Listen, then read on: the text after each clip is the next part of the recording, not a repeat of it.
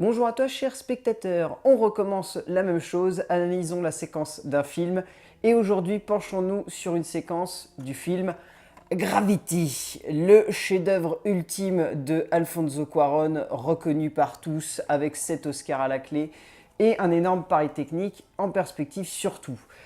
Cette séquence-là, la séquence que nous allons regarder, elle se trouve entre 12 minutes 38 et 15 minutes 55. Elle se trouve donc encore au début du film. Nous allons la regarder sous l'angle d'attaque qui sera une renaissance d'une enfant du monde.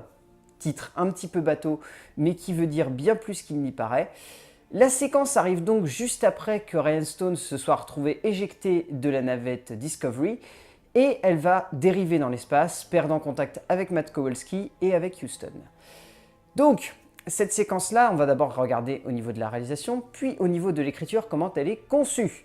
Au niveau de la réalisation, l'idée principale, c'est donc le plan séquence.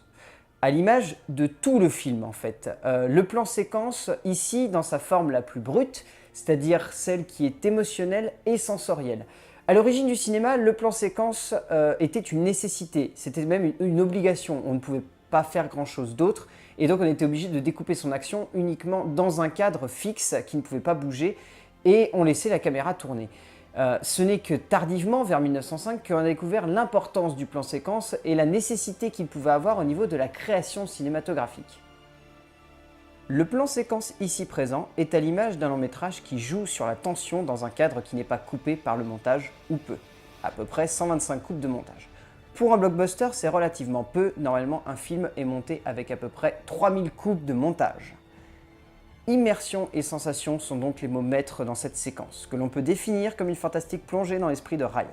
On est avec elle, on ressent ses peurs, on accepte sa situation et l'on commence à assimiler ce qui sera par la suite une plongée dans le noir et dans la solitude d'une femme qui s'est refermée sur elle-même toute sa vie.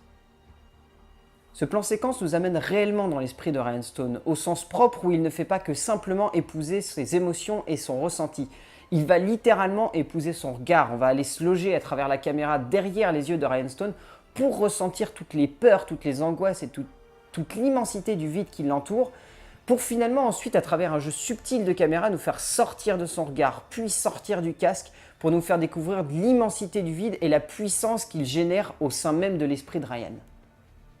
De plus, il y a un rapport à la maternité qui est constant dans ce métrage, et qui ici est mis en exergue durant une bonne partie de la séquence par la présence constante, sauf sur la fin pour signifier le deuil qu'elle va devoir accepter, de la Terre, symbole de la maternité par excellence, et qui ici se reflète dans le casque de Ryan et apparaît en arrière du plan comme un rappel magnifique à nos origines. Alfonso Cuarón et son chef opérateur Emmanuel Lubezki, également connu pour avoir été le chef opérateur du monstrueux plan séquence de Birdman, mettent en place une forme de cinéma comme on n'en voit que peu aujourd'hui, un cinéma jouant avant tout sur ce que l'on voit, sur ce que l'on ressent, et non sur ce que l'on doit penser d'une situation, un pur objet d'immersion cinématographique et non de réflexion idéologique. Pourtant, il y a de la réflexion idéologique dans ce film et dans cette séquence surtout, puisqu'au-delà de l'immersion dans l'esprit d'une femme qui va devoir faire face au vide intersidéral, le film nous propose également l'histoire d'une femme qui va devoir faire son deuil et accepter la mort de sa fille, mais également, et cette séquence nous le prouve bien, l'histoire de la renaissance d'une femme qui va devoir accepter sa solitude.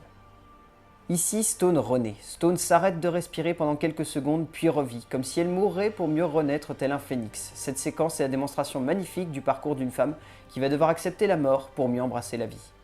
Cuarón et son fils, Jonas, ont réellement conçu leur film comme une plongée dans l'esprit de cette femme, et dans une métaphore magnifique d'une femme qui va devoir subir les pires dangers pour accepter finalement sa condition d'être humain.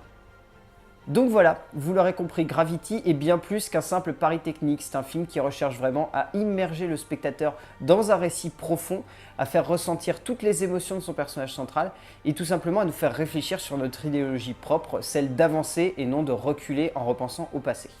Donc voilà, je vous invite à re-regarder cette séquence pour mieux la comprendre.